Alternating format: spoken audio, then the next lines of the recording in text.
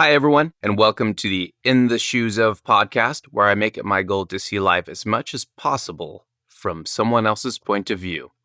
Just like we all have a unique heartbeat, every single one of us sees life only from our own perspectives.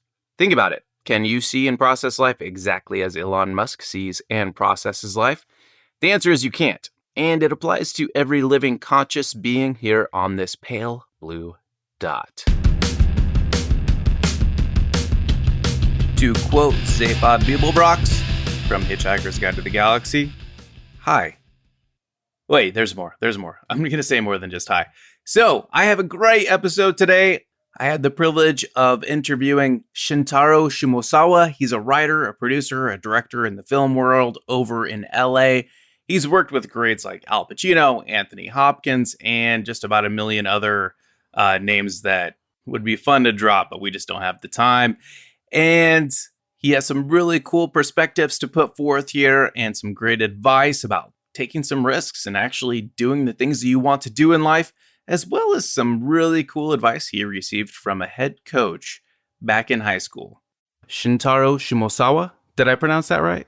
That's correct. Boom. All right, cool. When did I start saying boom? Where does that originate from, like the last name? I'm Japanese. My father is from Nagano, and my mom was from Kobe, around Osaka.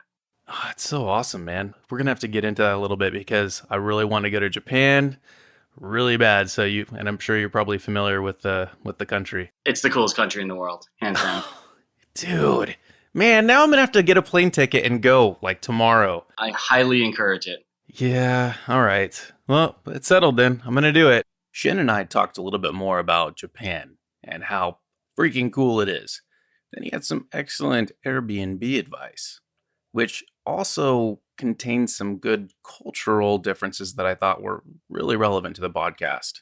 I recently Airbnb'd my stay in Tokyo, and it's a cultural difference, but the way that the Japanese kind of take care of their homes is pretty pristine. So any Airbnb you go to, including the one my friend stayed at, any Airbnb you go to is like absurdly clean and very well serviced. So I'd highly recommend doing that because hotels are very expensive. While we were on the topic of Japanese culture, I wanted to get Shin's opinion on Haruki Murakami.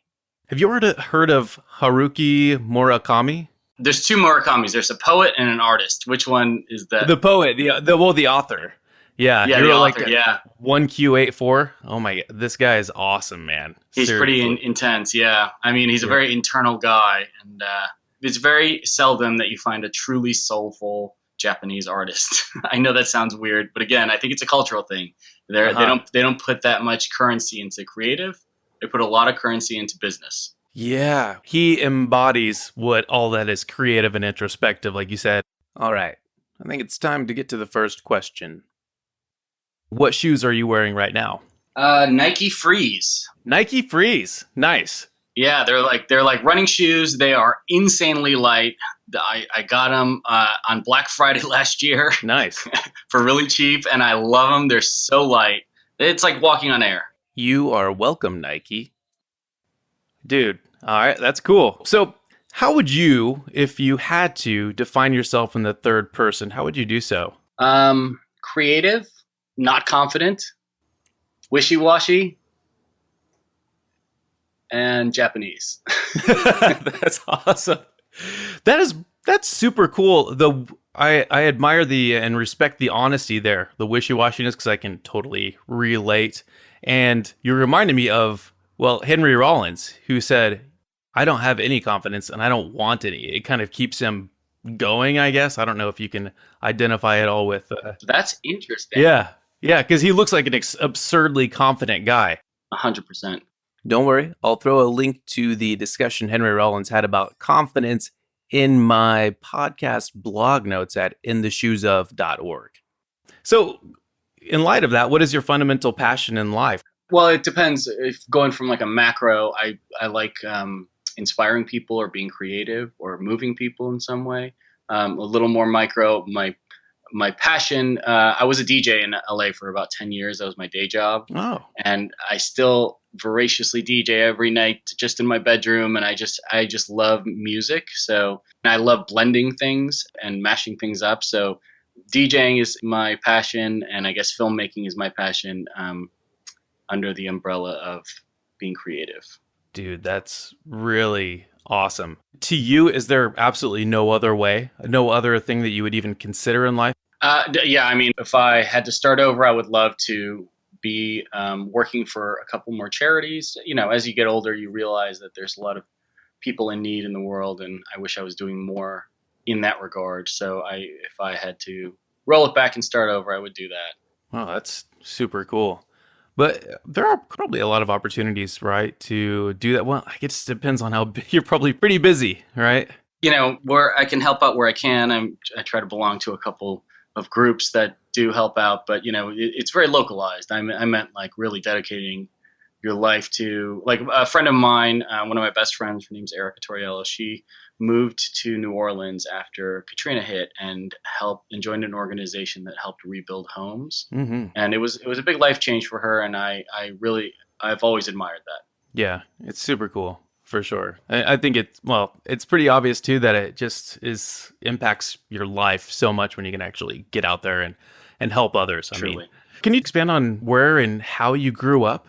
I grew up in Chicago, Illinois, in the not so greatest neighborhood of, it was called West Rogers Park. And back then in the 80s, it was a pretty bad neighborhood. So I had a very interesting upbringing. I went to a grammar school, and that was kindergarten through eighth grade, and it was all pretty rough. And then moved to a suburb for high school, and then ended up in Washington, D.C. for college at the George Washington University. Oh, no kidding. In DC. Yeah. Nice. Like when you talk about it being a little bit rough, what do you mean?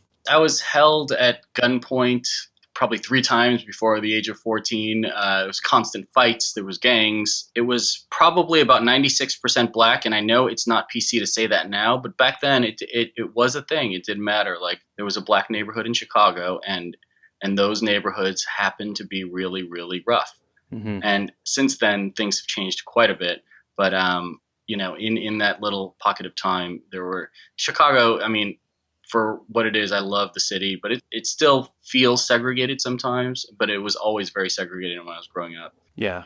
And you growing up, with your ancestry being Japanese, how did that come into play in those types of neighborhoods?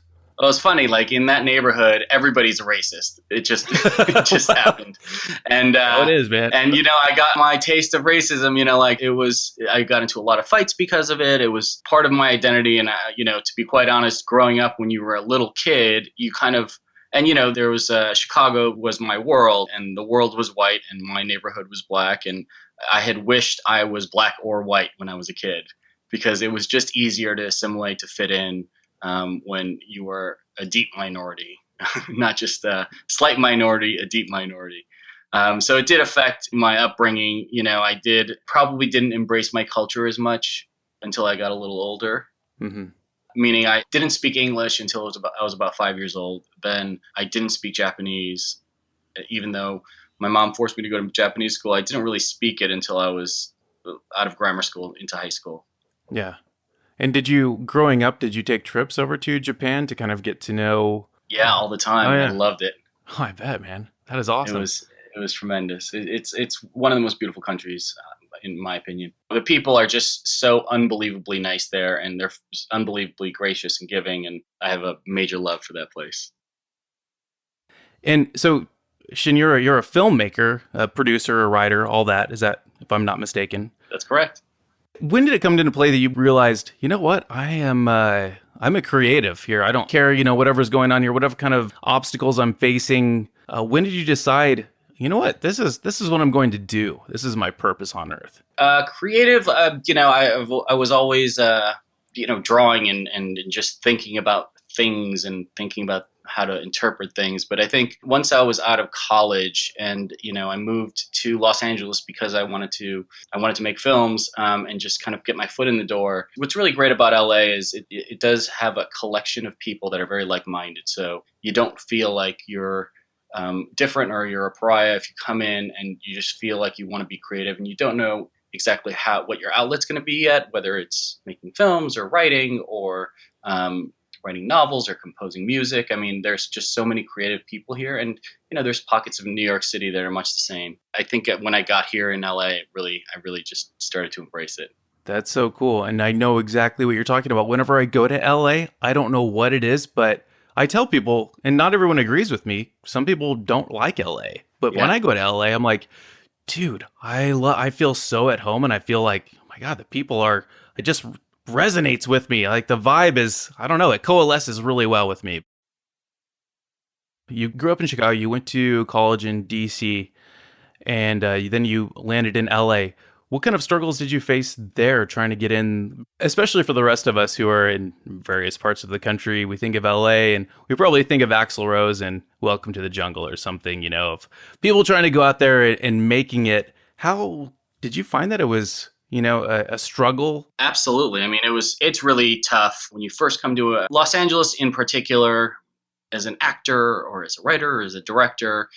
Can be very difficult only because there's so many people that are coming at the same time and wanting to do the same thing. So it can feel very competitive. The one thing I did learn was if you are able to navigate and keep your head above water and basically just get a job right off the bat, waiting tables or just having money to live and being creative at night, eventually those two things will coalesce. Eventually you will be working at a job where you can be creative. But it does take a little bit of time, and it's very scary for a lot of people to come and feel like they're in a sea of others. But if you are creative and everyone in your family is telling you you're creative or you should be making films, and people, whether it's teachers or whether it's peers, are saying you should be in Los Angeles either acting or you should be directing or you should be writing, then you probably have it, and you probably have a lot more than the flood of people that do come to Los Angeles. So I highly encourage it. If it's obvious that you have that little spark of something where it's like you have a natural knack for it, maybe, then most definitely come, Yes. give it a Yeah. shot. I mean, for all the flood of people that do come to Los Angeles, there are people that don't have a natural knack for it. There are people that are just saying, I just want to do it. And they Yeah. might not have exactly what's required. And what's required isn't rocket science. If you understand films or if you understand television and you understand that it is a fantasy world that is created by people and that creating that fantasy world is exciting to you and you feel like you can do that, then I would highly suggest people at least try it. I mean, for me, when all throughout my 20s and all throughout even my early 30s, there was a lot of friends that would call and say, I'm thinking about making the move. And it's not a marriage. You can come here for a year or two, try it out. And if you don't like it, you can always move back. It's not a be all end all. So for me, Yeah. I always encourage it because if people don't do it, and I've had a lot of those friends that have never done it, I do feel the regret on their end. I do feel like they felt like they could have taken their shot and they just didn't. And then, as they get into their 40s, they get set in their ways, they have families, and it's a little harder to make the move. So Yeah. while people are young, I highly encourage just trying it out. I mean, if you think about it, and at the end of our days, I always bring this up, and especially when we get into more like deeper discussions about life and actually doing what we want to do and not in accordance with what society dictates or what puppet masters dictate. It's like when you look at your deathbed self, what do you want to look back and think? You don't want to have those kind of regrets. Absolutely not. Like what do we have to lose, right? So, yeah. What do you have to lose? You definitely don't want to be there saying, I wish I would have taken my shot. And, there's even films about that are really interesting. Totally. So you want to make sure that if you are a storyteller, that if you are an actor and you want to interpret something, you're a very emotional person that feels like that emotion can translate on screen. Why not? Yeah. Wow, that's super cool. Man, seriously, that's encouraging, man. I appreciate that. Oh, of course. I'm sure a lot of listeners will appreciate that too. So I want to get a little bit deeper here. Then we talked a little bit about even just mentioning the deathbed self. When you die, Mm-hmm. how do you want to be remembered? I don't know why, but I've had this idea in my mind where I just want to have a bunch of friends there and two big speakers and just blast Radiohead's The Bends. It's not that the lyrics feel like they're by life or anything, but I just like the cadence of the song and I like how it builds. Yeah. to be remembered, obviously, like one of the great things about making films is that they last forever. So you do have a legacy, and having children would be something that's in my future also. But having those two things as a legacy would be really satisfying for me. Yeah. And being remembered, I don't mind if I'm not remembered, just as long as I get to keep the family bloodline going. That's awesome. They'll be like, oh yeah, that guy. That guy used to make movies. You could watch his crazy ideas on TV. Yeah, that's awesome. And so you said you're planning on having kids at some point? Not to get too personal. Yeah, at some point. Yeah, cool. For sure. Yeah. Do you believe that all humans have a purpose here on Earth? I do. Yes, 100%. It's interesting because when you make decisions and it affects people on a very micro level, you can see how it does change the world. It changes people's perspectives. And a great example of that is, for whatever reason, sometimes I remember somebody saying something that was probably insignificant to them, but it was very significant to me. And it did change the way that my life path has gone. Or at least it did influence it, and it influenced the type of person I am. And if I do have children, or even in the stories that I try to put on screen, those two things are always permeating to me. And hopefully, if those two things do affect somebody else down the line, then I do believe that the purpose of humans is to interact with one another, love one another, and then create a future for one another. Yeah, no, I agree with that. It was Coach Bill Richardson of Niles West High School. I was a junior in high school, and I was playing on the varsity team. And we were our football team was playing for the state sectionals. And I remember him pulling me aside during halftime and saying, "You really have to know the plays," which I didn't. And then I assured him I did. And when we went out on the first play, it was a really important play coming out of halftime. I ran the wrong direction, and Coach Bill Richardson yanked me aside. I remember he gripped my face mask on my helmet and yanked me towards him, and in a very growling voice said, "When you don't know where you're going, just put your head down and run as fast as you can." And at the time, he had referenced, clearly he was referencing my plays or lack of knowledge of those plays, but that phrase always kind of stuck with me. And I remember when I was on a TV show, and my first staff job, we were on a show called The Dead Zone, and I had a writing partner at the time. And our showrunner was really angry at how we were handling certain situations, and he was kind of coming down on my partner. And he looked to me and said, do you understand what I'm saying to you guys? And I remember just repeating that phrase back to him, because it was what I always thought of when it was true. When I didn't know what I was doing, I always just kind of like ran as fast as I could. And I repeated that phrase to him, and he kind of smiled and wanted to know where I learned that, because he was going to use it in a script. He thought it was very funny. And I told him, and it was just one of those things that always kind of stuck with me. No matter what I was doing or what I was trying to do, I always just followed that mantra. And thank you, Coach Bill Richardson, for saying that to me. Thank you, Bill. Can you elaborate a little bit on that? I was honestly expecting more of a, when you don't know where you're going, insert platitude here. One of those pictures on the wall, you have a mountain in the background and all that. And yeah, so if you could elaborate on maybe some recent experiences where that was very applicable in your life. All the way through, I don't know. I think after I heard that, it was one of those things that carried over into college, and then moving to LA for the first time. And then the first time I ever produced a picture was a film called The Grudge with Sarah Michelle Gellar, and we had hired a Japanese director and a set of Japanese producers to film the movie in Japan, in Tokyo. And Sony Pictures had sent a bunch of us out there as the American producers, to co-produce the film with them. And I kind of talked my way into doing it because I was bilingual. I spoke Japanese and I spoke English. I didn't speak Japanese very well. But when I got there, I realized that I'd never been on set and understood the real mechanics of making a film before, which is hard enough. But to be in charge of doing that for another country was also very, very difficult. But I remember getting there and just kind of putting my head down and running real fast and working really hard. And probably towards the middle of the shoot, it was very clear to the crew and to Sarah Michelle Gellar and to a lot of the other actors that this was my first time, but I was working so hard, and I was like the first one there and the last one out. And I was working so hard that I was able to do my job correctly and just kind of navigate through a very complicated process of making a film. And more recently, I was given the opportunity to direct my first feature film myself. I had been a writer and a producer for a long time, but I got to direct my first film, and it was with Anthony Hopkins and Al Pacino. And these two guys are incredible personalities in the business. They both won Academy Awards, and they rarely work with first-time directors. But the idea of working with these two guys, with these two kind of titans of the industry, was so intimidating and so scary. And the same rule applied. I remember just saying, okay, I'm going to just put my head down and run as fast as I can because that's the best thing I can possibly do. And, I was cards up with them. I told them that I'd never directed a film before. I'd never directed a short film or a scene or a commercial or a play or anything like that. So this was my first foray into it. However, I was able to, well, the one thing I do understand is filmmaking and story, just because I watch a lot of films, more because I understand what should happen at certain points.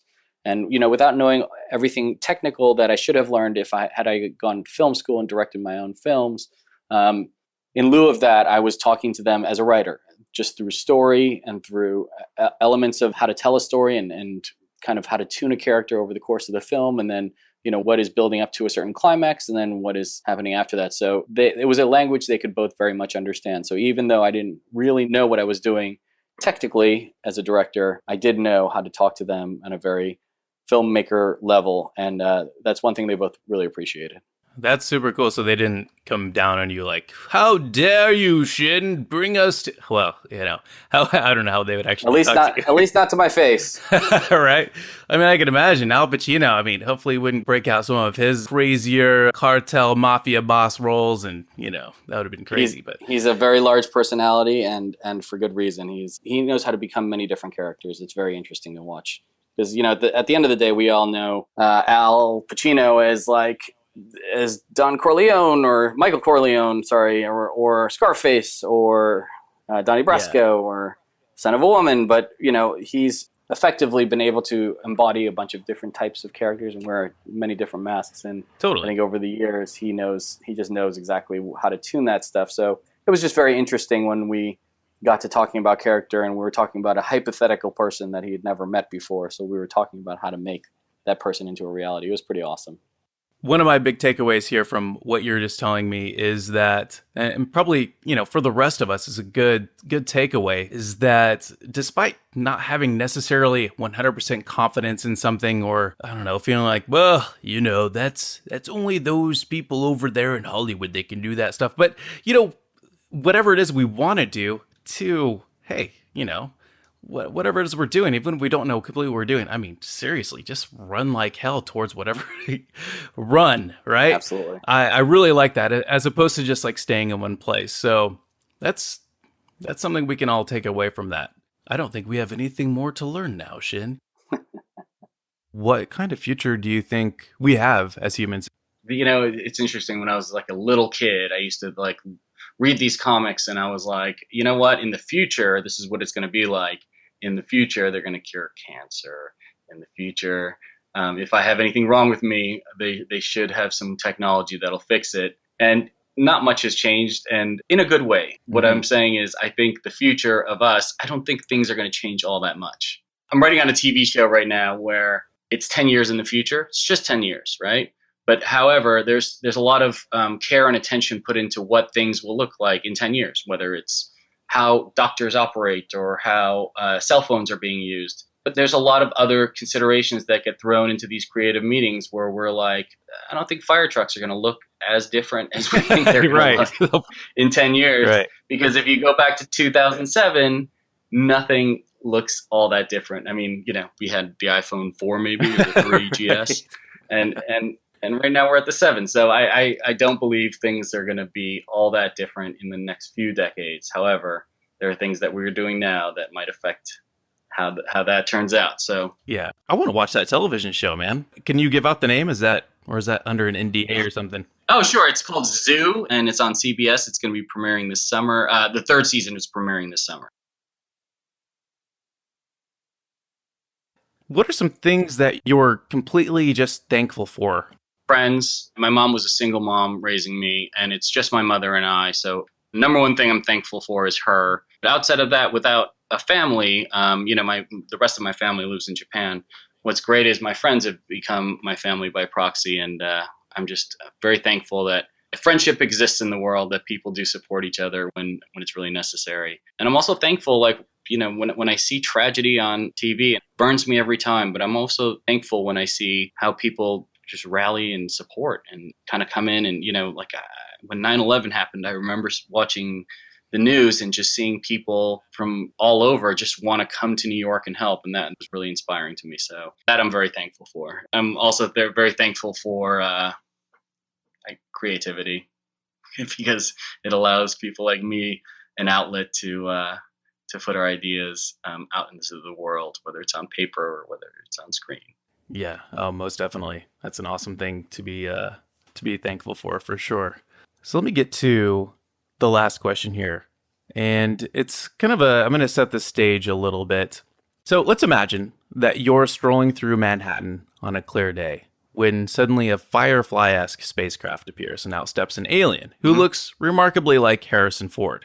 Now, for some reason, nobody finds this unusual. You are in Manhattan, after all, and the alien proceeds to ask you some questions. So after you explain where to find the best pizza and how to use Twitter to reach out to Val Kilmer, things like that, the Harrison lookalike gets real with you. He lets you know that he's been sent on an intergalactic journalistic mission to find out not only the top things to do on planet Earth, but to ascertain how you see and understand life on this planet. And you have about, 5 to 10 minutes, and he has a lie detector. You can't lie. You have to just be straight up honest with him. What would you tell this alien? You represent the human race here. Oh, wow, this is a lot of responsibility. It's interesting because, like, if you ask a writer this, they'll be able to tell you what their hero of their story would say. They would be able to embrace those great things about humankind and some of the pratfalls in a very elegant and eloquent way. If he asked me, I would be like, holy fuck, I don't know, man. Like, people are complicated.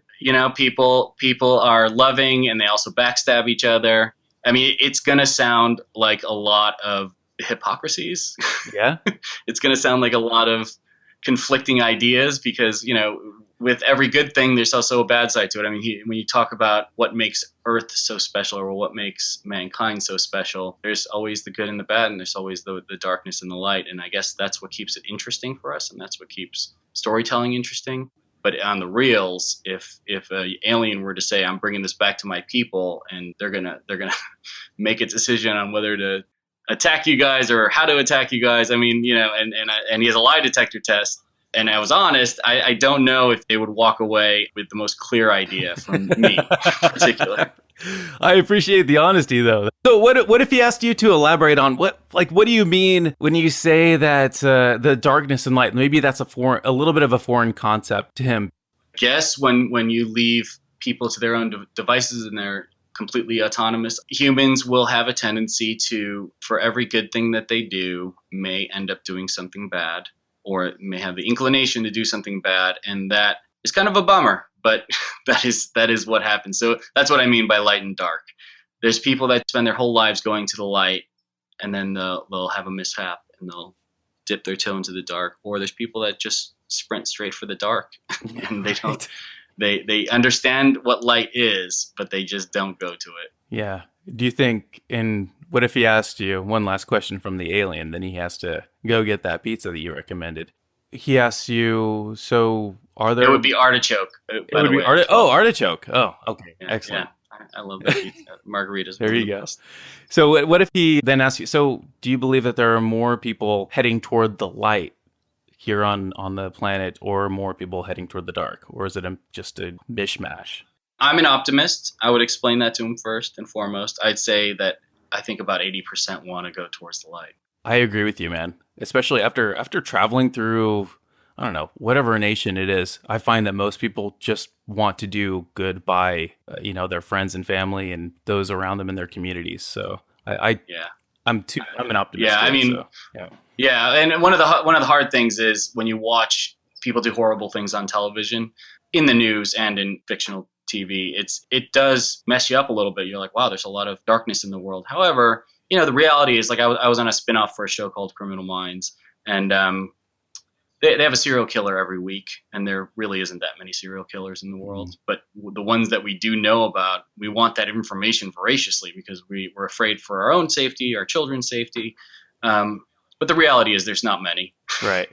So, for the most part, there's very good people in the world. And for the select few, there's some really bad. Yeah. And the really bad get quite a bit of attention, unfortunately. Yeah. Oh, 100%. Totally. Cool. Dude, well, I appreciate you doing this, man. It really does. It means a lot to me, especially since I'm just getting this off the ground and everything. So is there any site that you would want people to go to learn more about you, or any other, movies or television shows or any creative endeavors, or I don't know, whether you're DJing somewhere that you would like to plug in right here? Last year, I got the opportunity to direct a film called Misconduct, and it's on iTunes now. It's on probably Stars or some kind of cable outlet. If you get a chance, check it out. We got to create an art film wrapped around a legal thriller, and I think it's a really fantastic film. So check it out if you can. Awesome, thank you. Misconduct. I'm gonna check that out too. Maybe I'll go up and get some good pizza. I gotta go to New York now too. Again, because go to New York, go visit Tokyo. I mean, life is too short, You're totally right. Seriously though, I'm gonna reach out to you and be like, dude, I'm actually going now to Tokyo, and this is why my credit card statement looks like this. So there's this new. I just caught the end of this on the news the other night, but there's this new website where you pack a bag, you go to the airport, and they don't tell you where you're going until you get on the flight. No way. Whoa. Yeah, and it sounds pretty insane, but when they were interviewing people, you could really see the types of people that were down to do it, and then there were people that just weren't. And what was interesting to me was there was like a single mom who had like 2 kids with her, and she was like, I would totally do it. Yeah. It was almost like the backwards effect of who I thought would do it.